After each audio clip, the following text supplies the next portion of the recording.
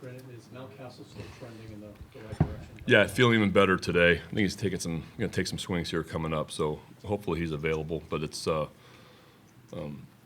lot better. His shoulder's a lot better.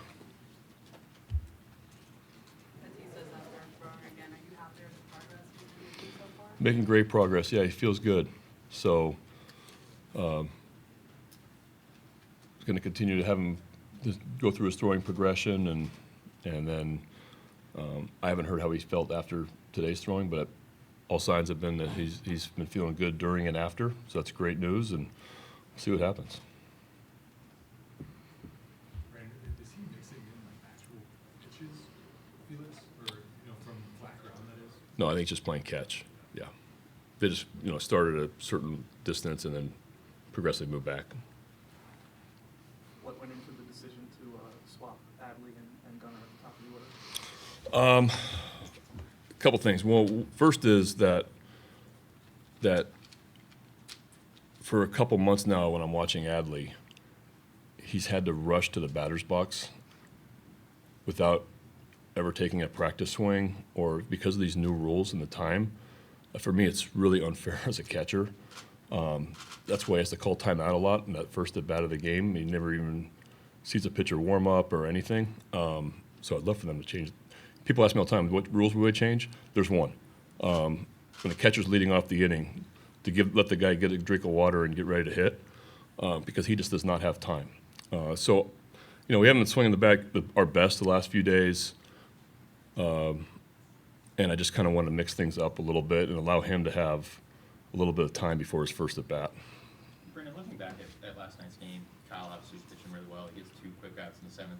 You have Coulomb warming for Rayleigh. Was there any consideration on your part to bring him in and maybe forcing the Rays to make a move? There was I had Coulomb up in case Kyle maybe struggled with one of those first 2 hitters, but he got the first 2 hitters out so quickly and so easily, and I felt like his stuff was maintained. He just made a bad pitch, 3-1, unfortunately. Didn't get the check swing call, and was making good pitches, and then just left one up out over for Rayleigh. But I also got to think, Coulomb loses Rayleigh, or they pinch hit Margot, then there's Betancourt and Diaz, and so there's a lot of factors in play. And I thought Kyle was still throwing the ball well. You guys have been able to do kind of that same type of thing of having that line change, and I know you've referenced that with the Rays a lot. How fun is it to be able to kind of match them now in that strategy side of things? Yeah, it's nice to have options. We're mostly left-handed in the lineup today, but I have right-handed guys that can hit. I have in the past, vice versa. I hit Kierstad last night against a tough righty. So to be able to have options off the bench this year and last year a little bit, but this year more than ever it's been nice. Jack has said to us that he hasn't been pitching the way that he knows he's capable of. Do you feel like he's close to getting back to the pitcher he was in the first start with you guys? Yeah, I'm hoping. I mean, you've seen signs in certain innings where the stuff is kind of back to where that was in that first Toronto start. So let's hope that he can maintain that, because he was so good that first start. Let's hope he can kind of get back to that and hold his fastball velocity and be aggressive in the strike zone like he was that first start in Toronto. How important could he be for this rotation moving forward? He has postseason experience. He has big game experience. How important could he be? Yeah, we're lacking. We don't have guys with a ton of postseason experience. So to have somebody out there that has pitched in big games, that would be great. He's had a few rough ones in a row, and let's hope he can bounce back tonight and give us a good start and give us a chance tonight.